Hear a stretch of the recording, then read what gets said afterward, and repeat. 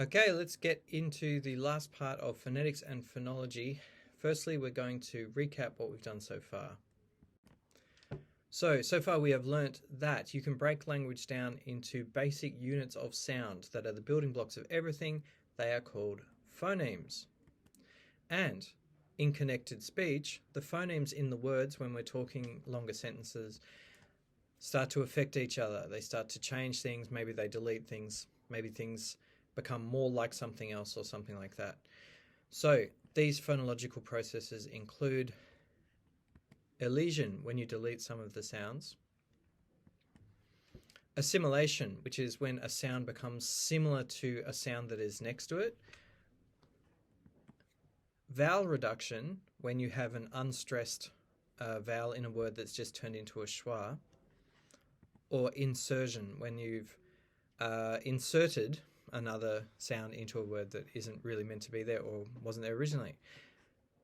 So you can go back and watch all of them in Phonology Part 3, and I talk more about that. But there is more stuff you can do that is not just the words and not just the sounds. There is something else incredibly important that we do when we talk all the time, that we use to show emotion. It's how we show sarcasm. Sometimes it's how we make someone understand that you're asking a question, something extremely important.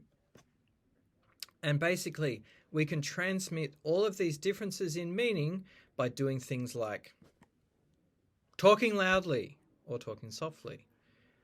And then people will understand when they listen to us that there's different information being encoded by that.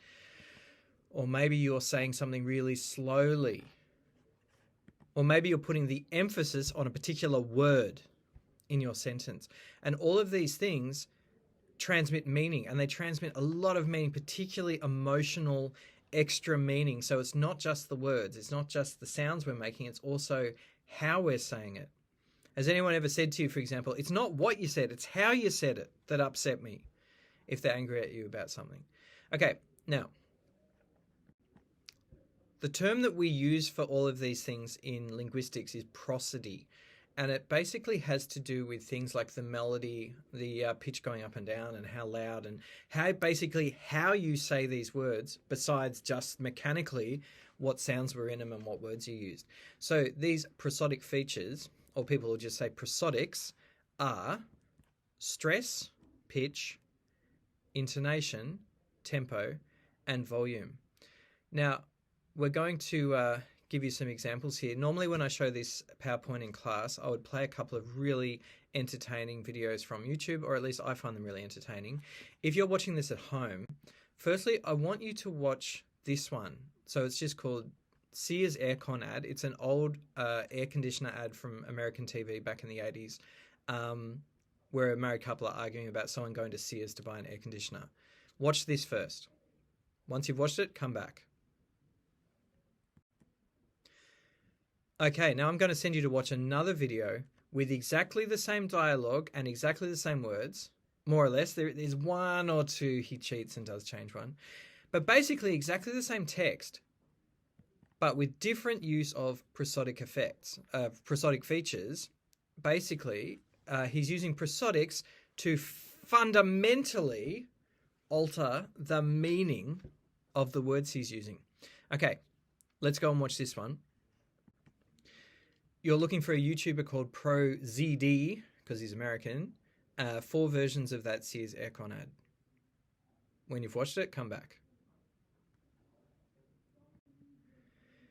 Okay, so you would have said, he said basically the exact same words, 1 or 2 minor differences, but with very, very, very different meaning, basically through use of prosodic features. So he was changing tone of voice and volume and things like that to completely change whether he was being mischievous and devious, trying to trick the prince into going to Sears for some reason, or whether he was using angry tone of voice because the politician hadn't gone to Sears and had lied about it. So whatever. But you got all of this meaning, almost all just through the different prosodics that he was using. I mean, okay, he had a fake mustache at one point. There were a couple of props, but basically all of this was using prosodics. And this is extremely important because we do this all the time. So much of the meaning that we get across in language is because of this on top of the words that we're using. Now, notice how I just said then on top of, because another word that we use for these this category of this kind of thing happening in language is suprasegmentals. So basically, these prosodic features are also called suprasegmentals. Supra means over, like super, and it's because this is the stuff that goes over the top of all the other words. And basically for VCE Inglang, there's 5 of them that you would be able to, that you should know what they mean and be able to refer to. So we've got volume, because it makes a difference. If I yell something at someone, it comes across differently to if I say it in a normal voice or if I say it really softly. You know, that encodes whether I'm angry or whether I really think this is important. I might just say it louder and stuff like that. So we've got volume. We've got tempo. Saying things quickly or slowly will get different information across. So sometimes someone will say something like, oh my God, that kid, not that I should be telling you this, is a complete idiot. I put in that, not that I should be telling you this, I said it slowly so that it stood out from the rest of the sentence. So we'll use just simply saying things fast or slow, we'll get extra information across. And so will pitch.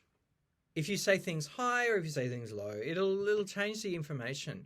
And people sometimes will make judgments of this. Like some things that are said in a high pitch are often not taken as seriously as things that are said really deep. Again, you'll need to look this up on YouTube yourself, but there was the former British Prime Minister Margaret Thatcher, because she was the first woman to be Prime Minister of the UK. She actually took speech lessons to make the pitch of her normal speaking voice, or at least the voice that she spoke in speeches, much lower, so that she felt then she would be taken more seriously because people wouldn't take women seriously in politics. And so she lowered her voice to make her sound more, I guess, more manly, basically, for lack of a better word. Another time you can talk about the implications of that for, general misogyny and sexism in politics, but she did this. She set out to get someone to help her give her voice exercises to lower the pitch of her speaking voice so that she'd sound more manly and more commanding. Anyways, if you look it up on YouTube, search for Margaret Thatcher before, after vocal training, you can find videos where it sort of compares what she sounded like before she had trained to what she sounded like after. And when you hear it side by side, it's quite a big difference. Okay, so we've got volume, tempo, and pitch. Those 3 are kind of our raw material. Now, using those 3 in combination, we can also do 2 more things. One of them is called stress. And sometimes you'll talk about phonemic stress, which is basically stress within a word. So stressing certain phonemes. So you might have the word together. We don't say together. We say together. We stressed the syllable get. In the IPA, you show stress by putting a little bar, like a little apostrophe up the top there. That means the following syllable is stressed. So together, like that. Now, sometimes it matters a lot when you've got 2 words that have the exact same phonemes in them, but we might tell the difference by how they're stressed. Here, you've got these words. You've got insight and insight. So both of them, if you just write down the phonemes, it's just insight. Insight. Both of them just have those phonemes.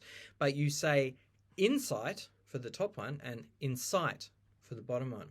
Another example, which I should have put on the PowerPoint, one of my students also thought about it for a couple of seconds and realized another good example is object. So over there is an object, but there's also the verb object. So I object to this. So again, exactly the same phonemes in both words, but we can tell the difference because the stress is different. So stress is basically which syllable of the word you've made stand out.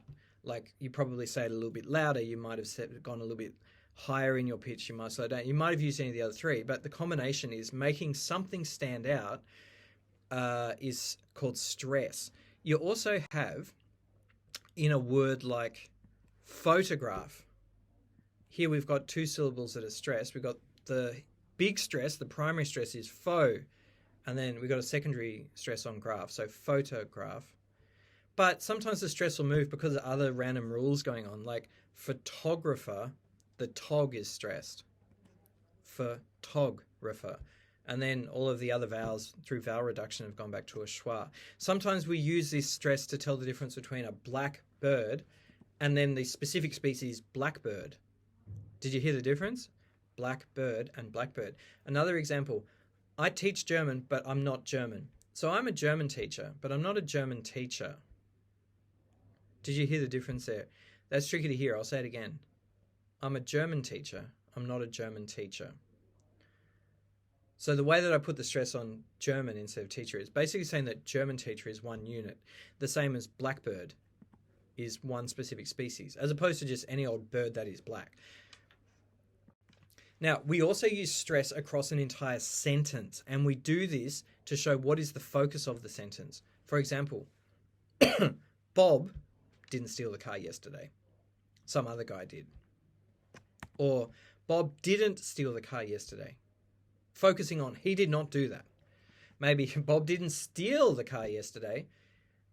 He just borrowed it. Or maybe Bob didn't steal the car yesterday. There you're stressing that it's like maybe he stole a tram. I don't know how you steal a tram. Maybe Bob didn't steal the car yesterday.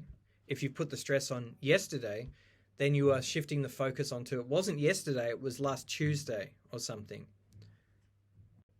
If you go to YouTube, you might know this scene already. In Breaking Bad, there's a scene when Jesse is trying to tell Walt to hire Saul Goodman, Better Call Saul, and he says, you don't need a criminal lawyer, you need a criminal lawyer.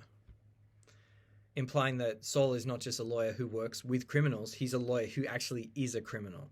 So he is a criminal lawyer, not just a criminal lawyer. So actors use this all the time. Actors, politicians, any of those sort of jobs that you talk a lot in, lawyers, politicians, actors, teachers as well. We're using prosodics all the time for all sorts of communication purposes. Now, the last one we're going to look at is intonation. Now, to explain what intonation is, I really like one of the words that you can use for it. If you're German and you're talking about this, they'll talk about a Satzmelodie, which is basically the sentence melody. It's how the pitch changes over the whole of a sentence. So it's like when you're singing a song, the ups and the downs. And we use this, again, all the time. For example, intonation changes the statement, you have a car, to the question, or to like a more emphatic station, you have a car. Or maybe, you have a car? So I went up at the end. And you hear that and you go, that means this is a question. Or, that's great. That's great. As opposed to, that's great. Okay, so the intonation changed, and then you told, oh, that's great. You know, that was sarcastic. Alrighty. There's a thing that people talk about a bit too, which is called, in a book, high rising terminal, which means when you go up at the end. And a lot of people use this. It's quite common in Australia. It's often, it's common in a lot of parts of the English-speaking world. A lot of parts of America as well, you'll hear people do it. Often connected, it's often stereotyped as being like teenage girls will say things like, I'm going to Southland and stuff going up. Or in Australia, people will say, that's how people talk in Queensland. And they'll say things like, yeah, I'm from Queensland. And they'll have this going up thing. It's usually in English used to indicate that this is a question, like you have a car, as opposed to you have a car. But you'll hear it a lot in other places. And as I said, it's often stigmatized. A lot of people say, oh, talking like that makes you sound like an airhead. That's not fair. It's not okay to stigmatize people because of how they talk, at least. But it does happen. So we have to be aware of that this is a thing that in society, people will make judgments about someone else based on how they talk. And this is an example of something people make judgments on. As I said, stereotypical of teenage girls, but actually it's not just them who do it. In fact, there's even books that have been written back in the days, back in the 80s, in America, people used to call it being a valley girl because it was often associated with girls from the San Fernando Valley area of LA. And they said, so valley girls were seen as being really ditzy. And so this is a real book. It was written in a humorous manner, but for a really serious purpose that a lot of people felt like they needed to teach their teenage daughters to not talk like this. So this book, How to Deprogram Your Valley Girl, it is really out there. You can Google it up again.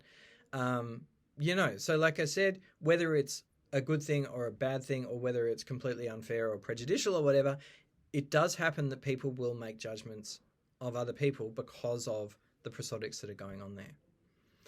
You can also Google the song Valley Girl by Frank Zappa if you want to hear an example of what is like stereotypical Valley Girl speech. Alrighty. So let's recap all of these. The prosodic features you can use for VC Inglang. Basically, if you remember the acronym PITSV, that's pitch, intonation, tempo, stress, and volume. So you can refer to any of them. There's another category of things called vocal effects, which is basically they're not super segmentals. They don't go over the top. They get inserted into the middle of it. And that's when you do something like you might laugh or cough.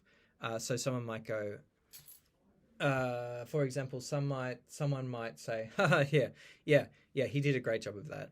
All that laughing there, yes, it communicated stuff, but it's not a prosodic feature because it's not going over the top of the words. It's being inserted into it.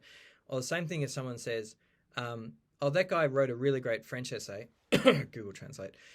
We'll put in the cough to say what's coming next is like secret, but obviously correct information. Or you might do something like, oh, that looks like it would hurt. That sound, when you use a quick intake of breath. So those are all, they do obviously also encode information.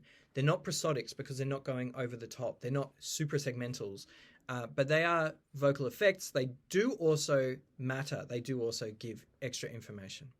Let's leave it there for today. Thanks. I'll see you on the next one.